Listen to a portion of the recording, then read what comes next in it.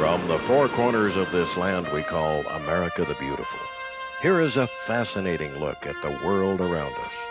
RV trips of adventure, discovery, and beauty to find some of the most beautiful and unique places, people, and events on American Odyssey. Join us now as we leave the freeways behind and head for the back roads of America to discover what's just beyond the next bend in the road. A back road journey along the western shore of the state of Michigan from Three Oaks to Mackinac Island is the subject of this American Odyssey. We'll stop along the way to explore some small towns, visit a real Dutch windmill, meet Maggie and Murray in Charlevoix, and enjoy some of the amazingly beautiful scenery western Michigan has to offer those who are willing to leave the freeways.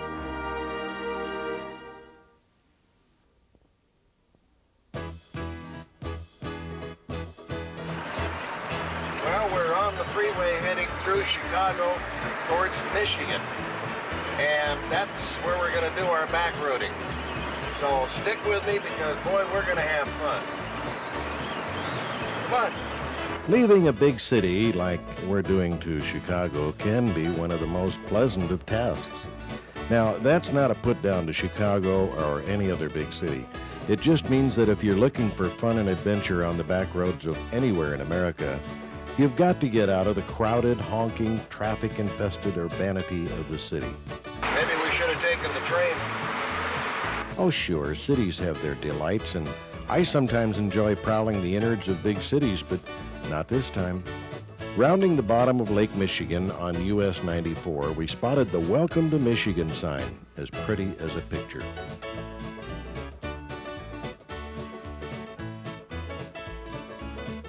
Soon after entering Michigan, I started looking for a place to spend the night.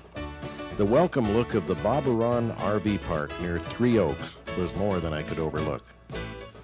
I made this odyssey on the back roads of western Michigan in the fall, but I wasn't prepared for the beauty of the fall colors in this region. We settled down for a well-deserved good night's rest and made plans for tomorrow's trip to South Haven. In the morning, we were invited to coffee and rolls with the owners, Bob and his wife, Ron. What are we doing this morning? We got a real good weather out here. You bet. That black eye sure looks good. Right up. I gotta tell you, I did it. My wife did it. You better be a little nicer to your wife. Well, Bob assured me the black eye he was sporting was caused by a piece of wood that slipped when he was pulling some firewood from an overhead stack. Sure, Bob. This is the kind of hospitality you regularly find when you RV the back roads of America. What nice people we meet along the way. Goodbye now, and you guys have a good day today.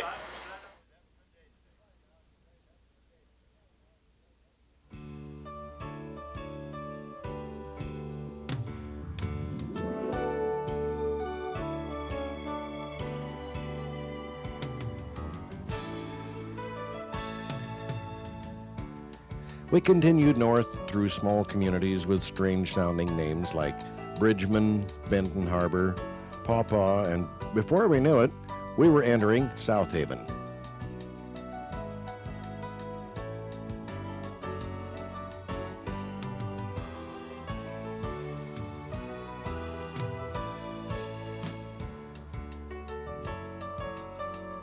You know, as far as small museums go, the Michigan Maritime Museum at South Haven may be small, but it's really worth going through. This one was discovered a number of years ago in a small wetlands environment. The Coast Guard's presence on the Great Lakes have saved thousands of lives over the years. There were some harrowing rescues performed on Lake Michigan, and the stories are all here for everyone to discover. Without these gallant men of the U.S. Coast Guard, both past and present, life on the Great Lakes was and can be perilous even today.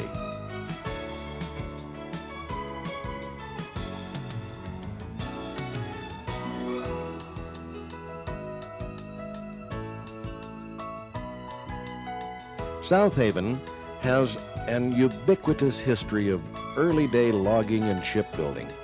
It was around 1850 that permanent pioneer families settled this area to harvest the virgin timber that covered this area.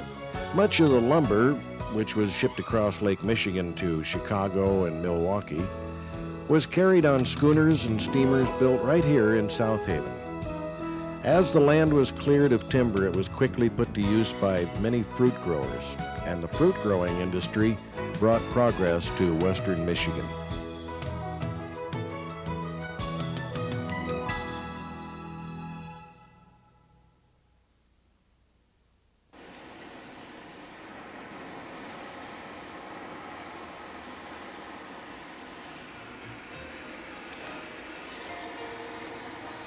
On our way north, we followed US 31 and then switched over to the back road, designated A2 on the map. This road parallels US 31. It's a little slower, but the scenery is much better. After about 20 miles, we entered Holland, Michigan, a city with a unique history. Well, welcome to Holland, Michigan. If you're in this area, I strongly urge you to go to Windmill Island and see the authentic Dutch village.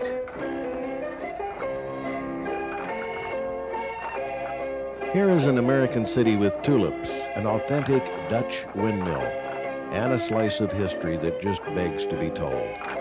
The dances held in the summer are from the old country, and each costume identifies the Holland area they come from, like Zeeland, Volendam, Staphorst, and Middelburg, to name a few.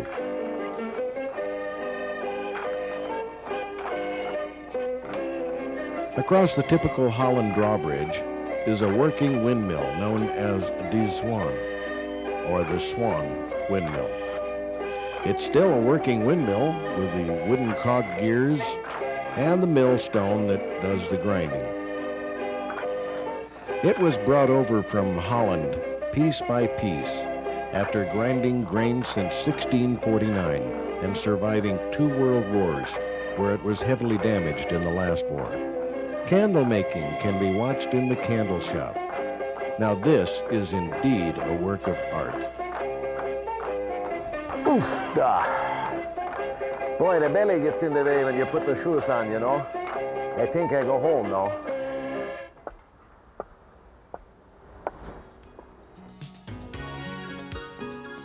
Well, we continued north along Lake Michigan until we reached Pentwater.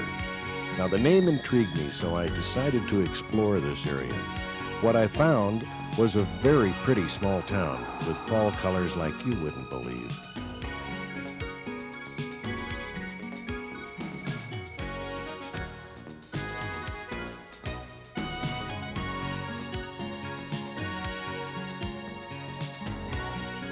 Since it was getting towards dinner time, and my partner and I were getting hungry, we stopped in for the daily special of catfish. I love eating at small, out-of-the-way places, and the Yesteryear restaurant was right in front of us. And it just so happened that this was a victory celebration for a group of local soccer players. And you know, kids are kids, no matter where you find them. And pizza and kids seem to go together like nothing else I know.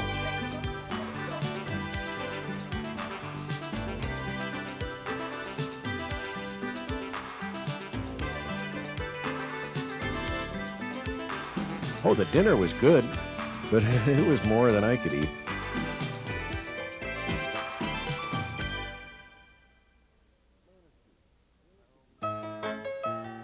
Manistee, a town locked in a time warp. Where can you find a dentist location that looks like it did when I was a kid?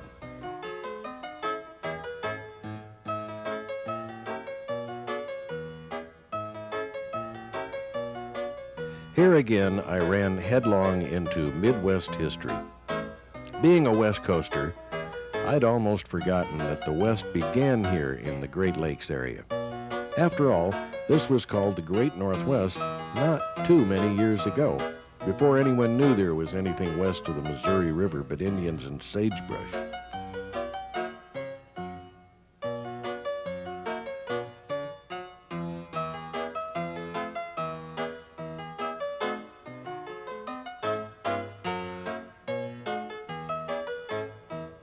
These magnificent old homes are a legacy of the time when lumber was king and the lumber barons made themselves rich beyond belief by eliminating all traces of old-growth trees, something the West is now trying to prevent by preserving the old growth of the western states.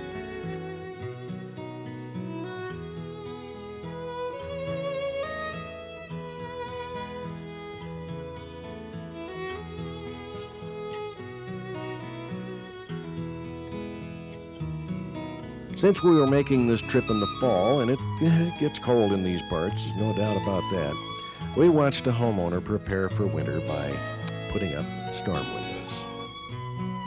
And another was giving the grass its last grooming before winter set in. In the early days of the 1800s, this was timber country, and lumber mills were everywhere, and fortunes were made here by entrepreneurs, also known as lumber barons. The sawmill workers and these lumberjacks provided the necessary sweat to make the fortunes that built towns like Manistee and many others in the northern Midwest. They're all gone now, but the memories linger on.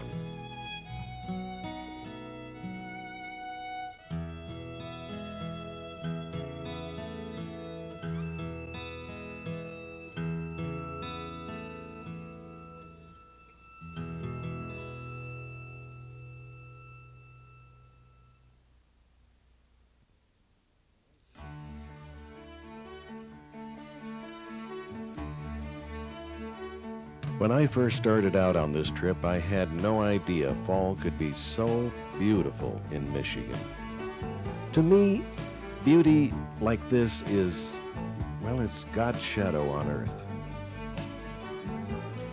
It was John Muir that once said, "So truly blind is man, so pathetically employed in his little jobs of town building, church building, bread getting, the study of spirits in heaven, that he sees nothing of the heaven he is in."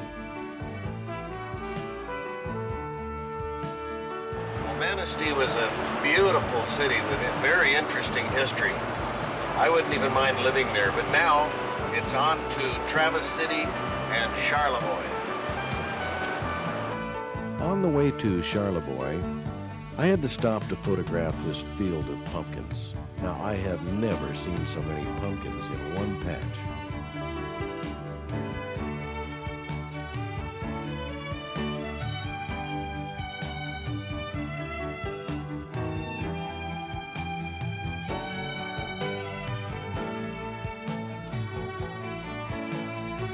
Well, these birds were heading south, and here we are heading north, and only one of us knows what we're doing.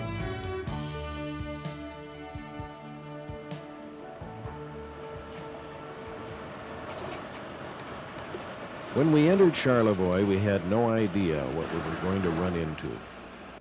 We were in for a surprise.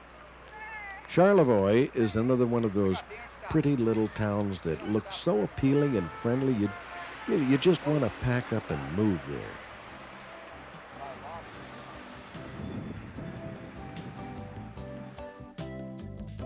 Well, the first thing that became apparent was that this was apple festival time, and the local residents were showing off their apple harvest in the town square.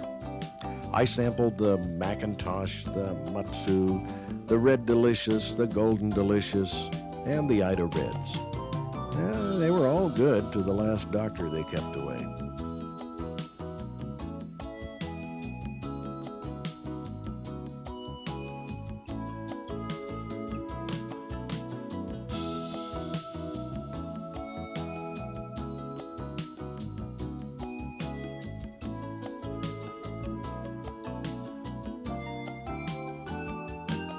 The second thing that became apparent was that someone was waving at us in the restaurant where we were having lunch. I'm going to marry this handsome young man right here. You are? When are you Young going to as do yet. Oh, later today sometime. I don't know, 3-ish. that? Welcome to the Bob Murray and Maggie Show. I'd like to say that we're going to get married today. It's going to be a nice day. We got lots of musicians. We got Woody Washington over here to my right, actually to the camera's left. which he's going to be playing guitar. I'm playing keyboard. Maggie's going to sing. We're going to have a wonderful day. Be there. Can you imagine that? We were being invited to a wedding by complete strangers. Well, you don't remain strangers long in small towns. Maggie and Murray turned out to be a couple of the nicest people we have ever met. We've been invited to the wedding of Maggie and Murray. Come on along. And you bet, we'll go to their wedding and give them our love and blessings for a happy marriage. I got a better idea. Why don't we all go to the wedding? I'll bet they never realized that all America would be there to share their love for each other. The wedding was held at the old Loeb farm. Mr. Loeb was one of the original investors in Mr. Sears and Mr. Roebuck's idea to start a mail-order business in the late 1800s. One of the flower girls looked so angelic standing in the doorway, I had to grab a picture. All of the bride and groom's friends and relatives were there, and we were proud to be accepted as their newfound friends. The flower girls were busy laying flowers as the bride and groom danced before the ceremony.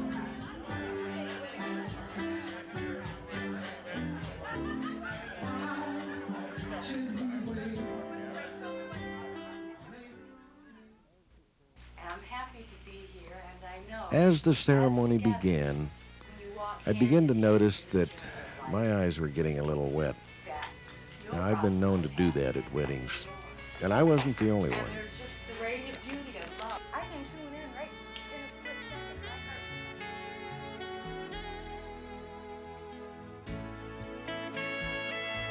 second. Oh, I know. It is a little unusual to show a wedding in a back-road adventure show, but I know Maggie and Murray are proud to share their happiness. And I wanted to share something beautiful with you.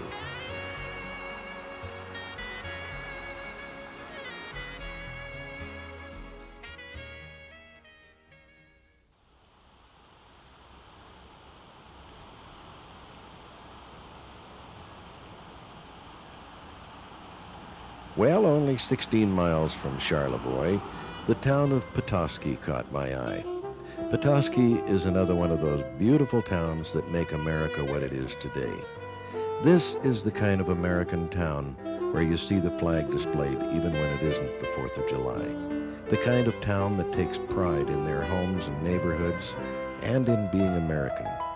A place where Norman Rockwell would feel well at home. The kind of town people in other parts of the world couldn't even begin to imagine. Do we sometimes forget how lucky we are to be Americans?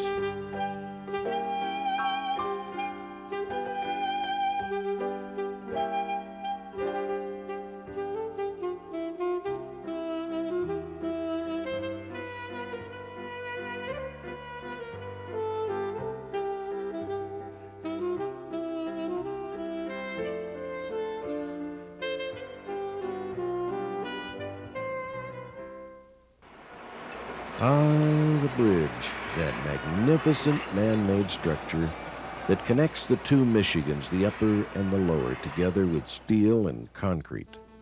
The Big Mac was known as the bridge that couldn't be built, but it was. In 1957, after wrapping 42,000 miles of wire, pouring millions of tons of cement, and fitting together hundreds of spans of steel, workers completed the bridge that couldn't be built, the Mackinac Bridge.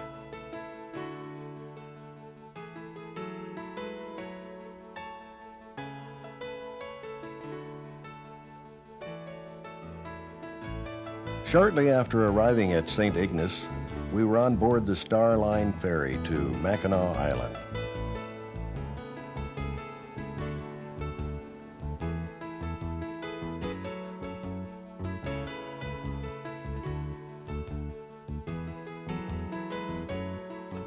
No cars are allowed on the island, and yet almost 1 million visitors come to Mackinac Island each year.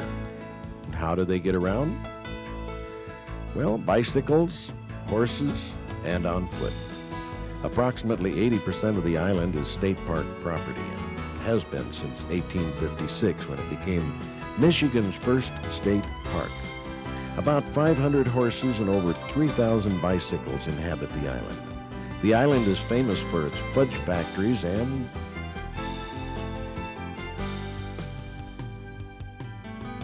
of course, the Grand Hotel. Opened in 1887, the Grand Hotel is the world's largest summer resort hotel. The colonial porch is also the world's longest at 700 feet. There's nothing quite like it in the world. There is a dress code, and you can take a carriage tour. You can dance in the moonlight, you can play golf, play tennis, swim, hike through the woods, horseback ride, and there are even concerts on the porch. They even have traditional high tea. Now this is something you've got to do at least once in your lifetime. There are other fine hotels on the island, but the Grand Hotel was featured in a movie you may remember called Somewhere in Time. It was about a man who went back in time and fell in love with a woman from that time. You know, I have the strangest feeling I've been here before. And I think I was in love. Could it possibly be? No.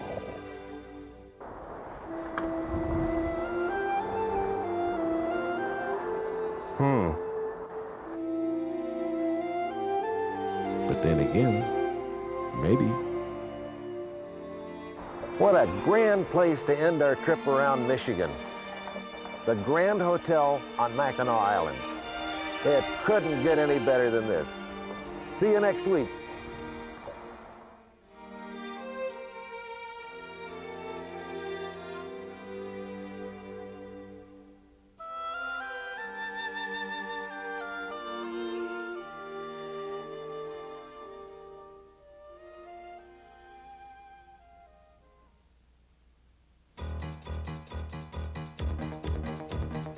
Once again, I have had the pleasure of sharing with you a trip along the back roads and byways of America the Beautiful.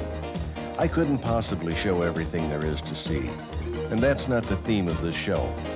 But if I've created a feeling of pride in America, and if I've encouraged some of you to take the back roads in your car or RV, then my mission has been accomplished. I'm Rudy Schroeder. See you on the next American Odyssey.